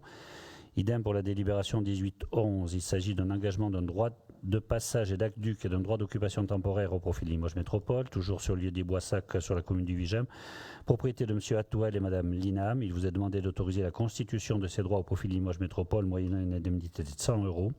Enfin, la délibération 18-12, il s'agit d'une délibération rectificative concernant l'intégration des espaces communs du lotissement du domaine du Verger à Couzex. Il vous est demandé d'abroger partiellement la délibération 22-15 en date du 26 septembre 2024, en ce qu'elle prévoit que la parcelle cadastrée section DH numéro 103 sera rétrocédée à Limoges Métropole en lieu et place de la commune de Couzex. Oui, M. Ducourtieu. Délibération 18-12, je me suis déporté sur la délibération initiale, donc je me déporterai aussi sur la rectificative. Ok. D'autres questions? Oui. Juste une parenthèse, Président, comme les affaires foncières nous ont amené à évoquer le sujet du SDIAC, je voulais dire qu'à plusieurs reprises, Chaptela a fait la demande d'intégrer le SDIAC, le schéma directeur des pistes cyclables, et très récemment, l'élu en charge du dispositif et les services m'ont annoncé que ça serait fait sans qu'il y ait besoin de refonte du SDIAC. Ça va nous permettre de travailler avec eux sur l'étude d'un plan vélo communal. Je ne parle pas d'avoir des financements, on ne sera pas prioritaire sur ce schéma, donc c'était pour vous remercier, Président. Ok. D'autres remarques? Des oppositions, des abstentions? Adopté, merci. BHNS, projet Mouvéou de Limoges Métropole, opération d'archéologie préventive sur la ligne B du bus à haut niveau de service, convention avec l'Institut national de recherche archéologique préventive pour la réalisation de diagnostics d'archéologie préventive. Il vous est demandé de prendre acte des secteurs pour lesquels les conventions sont appelées à intervenir prochainement avec l'INRAP et de m'autoriser à signer tout document susceptible d'intervenir en cours d'opération de diagnostic archéologique et d'éventuelles fouilles préventives dans le but d'en assurer le bon déroulement. Y a-t-il des questions? Des oppositions, des abstentions? Adopté. Transport urbain, Bernard Talamy. Donc, il s'agit d'une délibération qui concerne l'acceptation des titres urbains dans les trains régionaux et d'une convention de financement avec la région Nouvelle-Aquitaine et la société SNCF Voyageurs. Il vous est demandé de donner votre accord à la conclusion de cette convention et d'autoriser le président à la signer. Ça concerne 4 lignes. Merci. Des questions? Oui. Puis bien Nico, déporté. Des questions, des oppositions, des abstentions? Adopté. Monsieur Talamy, toujours parc en ouvrage. Donc l'exploitation des parcs publics de stationnement de Limoges Métropole, la tarification 2025. Il vous est demandé d'approuver la grille tarifaire applicable à compter du 1er janvier 2025 pour les stationnements horaires, les abonnements et l'utilisation des bornes IRVE.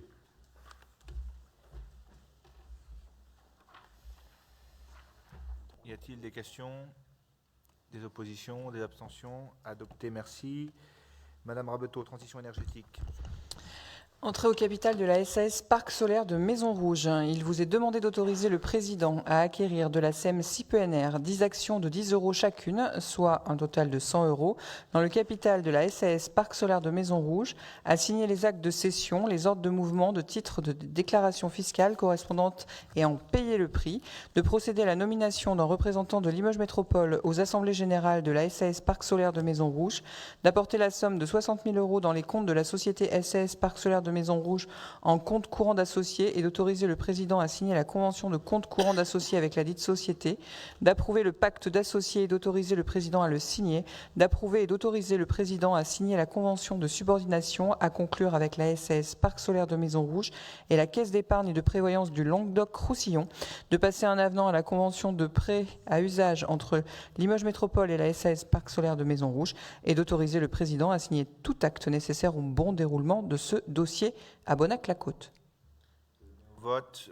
Émilie, tu ne participes pas. Qui s'oppose? Qui s'abstient? Adopté, merci. Vente de C2E.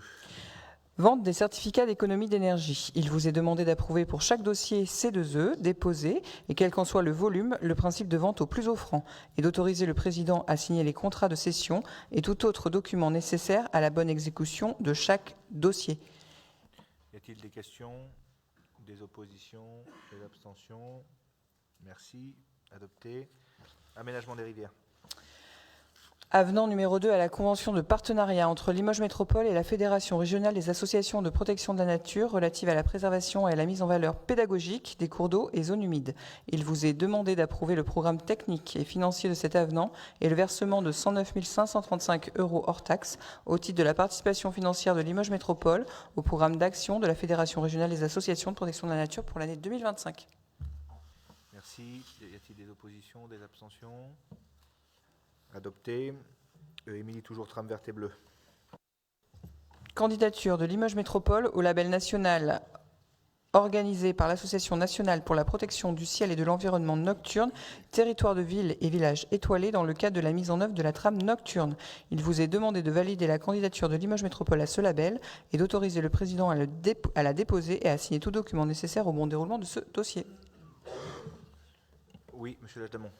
Oui, Monsieur le Président. Simplement, nous aurons le même type de délibération, bien sûr, à étudier lors du Conseil municipal prochain de Limoges. Car l'un ne peut pas se faire, ça se comprend, sans l'autre. Ok. Mathieu? Oui, merci Jean-Marie pour nous apprendre ce détail d'ailleurs, ce qui est quand même important. Si vous voulez, j'ai eu du mal à comprendre la délibération. D'une façon générale, les diverses extinctions et diminutions d'intensité lumineuse qu'on nous impose, soit volontairement, soit réglementairement ces derniers temps, me semblent poser de plus en plus de problèmes esthétiques en termes de mise en valeur du patrimoine bâti, bien sûr, mais aussi de sécurité routière. Essayer de prendre le vélo après le coucher du soleil en ce moment pour entrer chez vous, ça devient de plus en plus difficile, mais c'est aussi vrai pour les différents usages. Je le fais aussi, Monsieur Bernard, mais ça me paraît de plus en plus difficile. Vous faites du vélo, en ce qui concerne le label lui-même, il n'y a pas que des mauvaises choses, bien entendu, pour lutter contre certains abus, on est tous d'accord, mais la charte que j'ai un peu lue prévoit d'arrêter la mise en lumière du bâti, donc je suppose aussi du bâti historique, limiter l'éclairage des équipements sportifs, les sportifs seront ravis de l'apprendre, et il faut en plus que 50% de la population de l'EPCI soit couverte pour avoir le label. Alors je suppose que ça suppose donc l'engagement de la ville de Limoges. Ma question est assez simple. À quels engagements nos communes, dont Limoges, vont-elles encore être mangées en matière d'éclairage? À quels engagements allons-nous être soumis? Et est-ce que nous allons un jour pouvoir faire l'économie, Monsieur le Président, de ces délibérations qui promeuvent toujours plus d'écologisme décroissant? Et allons-nous enfin redonner aux usages humains la place qu'ils doivent avoir dans notre EPCI? Je vous remercie. Je voterai contre en ce qui me concerne. Merci, Mathieu. Émilie? Alors, à quoi vous allez être mangé? Je vous invite à assister à votre prochain conseil municipal, puisque la ville de Limoges candidate. Donc, peut-être que vous aurez des explications de la part de vos adjoints référents ou de votre maire. Là, je pourrais pas répondre spécifiquement pour la ville de Limoges. Tout le monde, je pense ici, toutes les communes connaissent le label Ville et Village étoilé. La plupart en sont déjà labellisés Ville et Village étoilé, 1 étoile, 2 étoiles, 3 étoiles. Voilà. Là, c'est effectivement un dispositif qui va un peu plus loin, puisque toutes les communes sont labellisées quasiment, c'est de labelliser le territoire. Cela ne peut pas se faire sans la labellisation de la ville de Limoges, comme vous l'avez dit, puisqu'il faut que 50% de la population soit prise en compte. Donc c'était une démarche conjointe sur un territoire qui est déjà largement, on va dire, dans cette démarche, de par la volonté des maires et des conseils municipaux qui sont présents dans cette salle. Oui, alors concernant les cyclistes... Là... Allumez votre micro, madame. Pardon, je crois que c'est bon. Oui, concernant les cyclistes, chers collègues, il me semble qu'en concernant les cyclistes, l'important c'est surtout que le cycliste soit éclairé, pas forcément les monuments historiques, même si je trouve très bien qu'on puisse contempler les monuments historiques, y compris la nuit. Quant aux équipements sportifs, je suppose, mais il faudrait qu'on me le confirme, qu'il ne s'agit pas de les éteindre totalement dès 18h le soir. Je suppose que ça sera un peu plus tard et qu'on laissera aux sportifs le temps d'utiliser les locaux. Enfin, j'espère, je ne sais pas. Bien, des questions? Oui, monsieur Génicaud. Parlez-nous du noir, la SNCF, vous connaissez ça? Je ne ferai aucun commentaire. Non, ce sujet, effectivement, c'est un sujet, au-delà de la voirie, c'est un sujet sensible qui revient régulièrement. Parce qu'en fait, on doit trouver une solution pour, d'un côté, préserver l'environnement, la biodiversité, tous les animaux nocturnes, les chauves-souris, les hérissons, j'en passe, c'est les meilleurs, les vers luisants. Et d'un autre côté, il faut aussi satisfaire des gens qui, surtout comme disait Mathieu, à cette période-là où il fait nuit tôt, et il faut qu'ils puissent rentrer chez eux, à pied, à vélo ou autre. En fait, alors la ville-centre, c'est très compliqué, je pense. Encore, il faut voir certains quartiers. Je pense qu'il y a une stratégie qu'il faut qu'on évolue. Alors les LED, je pense que tout le monde s'y met, c'est largement fait. Par contre, il faut qu'on rentre plus dans l'idée de détecteurs. En fait, nous, on a fait le test sur 2 petits lotissements. Aujourd'hui, ça a l'air de répondre aux 2 parties. Parce qu'en clair, il faut que ce soit quelque chose qui ne soit pas trop sollicité, sinon ça ne sert à rien, ça reste allumé tout le temps. Mais sur des petits périmètres où il y a un passage, s'il y a un calcul de fait en amont, vraiment de fréquentation de ces secteurs-là, il peut être intéressant de systématiquement associer au candélabre des détecteurs qui fait que ça s'allume à la demande, qui répond aux personnes qui en ont besoin et qui en même temps répond à la biodiversité. Je m'explique, ce qui a déclenché nous cette idée-là, c'est encore plus bête que ça, c'est le relationnel entre les voisins. Parce qu'en fait, quand on arrive à la période estivale, ou post-été, quand, ça fait plus d'1 an, on n'a pas le cas, mais ça fait quand on a des périodes plutôt très agréables à vivre dehors, en fait, quand on est dans le noir, à partir de 10h, ce qui est le cas sur Boisseuil, les gens, c'est un frein à parler avec ses voisins.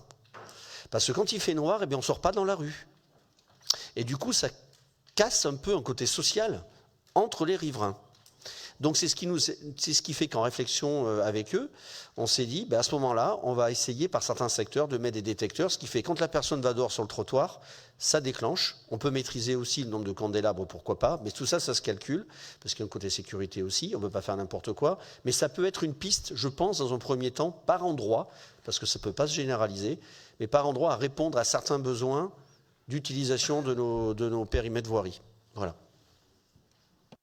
D'autres remarques? Juste un mot sans dévoiler, bien évidemment, le conseil municipal qui ne va pas tarder à venir et à en parler à Limoges. On a regardé tout ça de très près, y compris l'hypothèse que tu fais, qui est recevable, mais sur des lieux appropriés et plus restreints, mais pas sur une grande ville. Mais les mesures que Limoges est en train de prendre vont nous permettre d'être élus à cette candidature, croyez-moi, et à ce label national. Pourquoi? Je le schématise parce que ce n'est pas ici qu'il faut... Je le ferai mercredi de manière plus approfondie. Mais, Limoges, in fine, quand nous aurons fini toutes les installations, nous serons éclairés partout. Il n'y aura pas d'endroit où nous ne serons pas éclairés. Mais nous serons éclairés différemment que du LED, on l'a dit, et des périodes nocturnes où l'intensité est baissée pour respecter néanmoins la sécurité, le fonctionnement de la vidéoprotection et surtout la protection de la nature. Tous ces éléments, on les obtient. Et en plus, on fait 80% d'économie en matière énergétique. Donc sincèrement, je le développerai plus, je pense que ce label national est fortement accessible. Voilà. Et il faut comprendre qu'une ville centre, où tout le monde vient pour profiter des soirées, tout, ne peut pas se contenter de l'obscurité, bien évidemment. Il y a une vie sociale, tu en as parlé, les gens échangent entre eux, surtout commerciale et économique. Et là, bien évidemment, et je rassure mon ami et collègue Mathieu, bien évidemment, les monuments historiques ne seront pas oubliés et seront traités. Voilà. Bien. Merci, M. Lagedamont. D'autres remarques? Je passe aux voix. Qui est contre? Qui s'abstient? Dans mes remarques, moi, je pense aux femmes seules qui ont plus trop envie de sortir parce qu'il n'y a plus de lumière, ou aux mamans qui s'obligent à aller chercher leurs filles qui ont envie de sortir le soir. Et donc, c'est mon petit coup de gueule de la soirée, mais les petites libellules et tout ça, elles ont pris le pas parfois sur les humains, et ça commence franchement à devenir irritant. Donc, je repasse aux voix pour être bien. Oui, Madame Leblanc, vous voulez protéger les libellules cachées dans le bois? Oui, et même les jeunes filles. Parlez-nous des libellules dans les troncs d'arbres, Madame Et même Leblanc. les jeunes filles. Je comprends votre souci, mes chers collègues, mais enfin moi, je suis quand même allée très souvent à Limoges chercher ma fille, adolescente ou même jeune adulte, tard le soir, non pas parce qu'il n'y avait plus de lumière, mais parce qu'il n'y avait aucun transport pour qu'elle puisse revenir. Voilà. Ça, Madame Leblanc, il faudra me donner la date et le lieu. De transport gratuit. C'est la date et le lieu, Madame Leblanc, la date et le lieu. Bien, qui est contre? Qui est contre? Qui est contre? Voilà. La droite non décroissante. Qui s'abstient parmi ceux qui ne sont pas encore complètement décroissants? Ah, Sylvie. D'accord. Et tous les autres, vous êtes des décroissants. Très bien. Très bien. Parfait, adopté. Bon courage pour ta délibération au conseil municipal, Jean-Marie. Concession d'électricité et de gaz. Monsieur Garestier. Concession d'électricité et de gaz. Intégration des ouvrages de distribution publique d'électricité dans l'environnement. Convention entre la ville de Limoges, Limoges Métropole et Enedis pour le financement des opérations. Il vous est demandé d'autoriser le président à signer cette convention tripartite. Qui s'oppose? Qui s'abstient? Adopté, merci. Assainissement, Philippe Janico. Oui, Président. Contrat de collaboration de recherche diagnostique vers l'amont, système d'assainissement de Limoges. Donc, il vous est demandé d'approuver le principe de cette collaboration de recherche, ainsi que la participation financière totale de Limoges Métropole à hauteur de 50 000 € et d'autoriser le Président à signer le contrat associé. Qui s'oppose? Qui s'abstient? Adopté, merci Philippe. Bernard, collecte et traitement des déchets. Oui, donc il s'agit d'une délibération qui porte sur l'ajout de prix à la tonne de traitement en cas de détournement des déchets. Alors c'est la dernière délibération. Donc le détournement, ce n'est pas un acte agressif, hein. C'est simplement, on n'est pas plus en capacité de traiter, on amène les déchets ailleurs. Donc pour l'année 2024, et un avenant à la convention d'application de la convention de l'entente relative à la centrale énergie déchets de Limoges Métropole, il vous est demandé de voter l'application de ces tarifs du 5 juillet 2024, simplement du fait de la survenance du sinistre qui a eu lieu le 4 juillet, et d'approuver cet avenant et d'autoriser le président à le signer si d'autres situations équivalentes se produisent. Bien, merci. Des oppositions, des abstentions, adopté. Juste deux éléments avant de vous quitter. Pour des raisons budgétaires, vous savez qu'il va y avoir des travaux dans cet hémicycle, je crois, de son. Et donc on va être obligé de déménager ailleurs pour faire nos conseils à compter du début de l'année. Et donc les moyens logistiques pour avoir une retranscription vidéo en temps réel sont extrêmement coûteux lorsqu'on n'a pas déjà les équipements sur place. C'est de l'ordre de 100 000 € pour l'année 2025. Donc je le regrette pour ceux qui nous écoutent, mais ils le comprendront eu égard de la situation budgétaire. Nous ne donnerons pas suite à la retranscription vidéo de nos conseils. Et donc j'annule la retranscription vidéo pour l'année 2025. On la reprendra dès lors qu'on reviendra dans cet hémicycle. Nos prochains travaux pour le bureau communautaire auront lieu le 12 décembre 2024 à 18 h, ici même.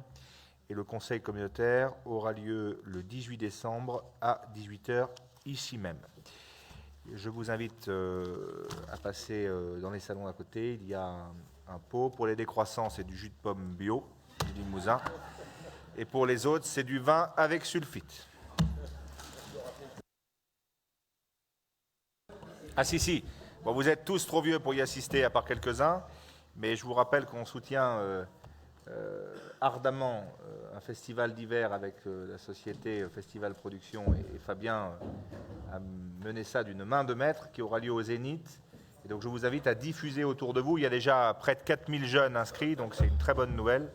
Mais je vous invite à le diffuser autour de vous. Merci. Le dernier DJ s'appelle Vladimir Cauchemar. Venez tous.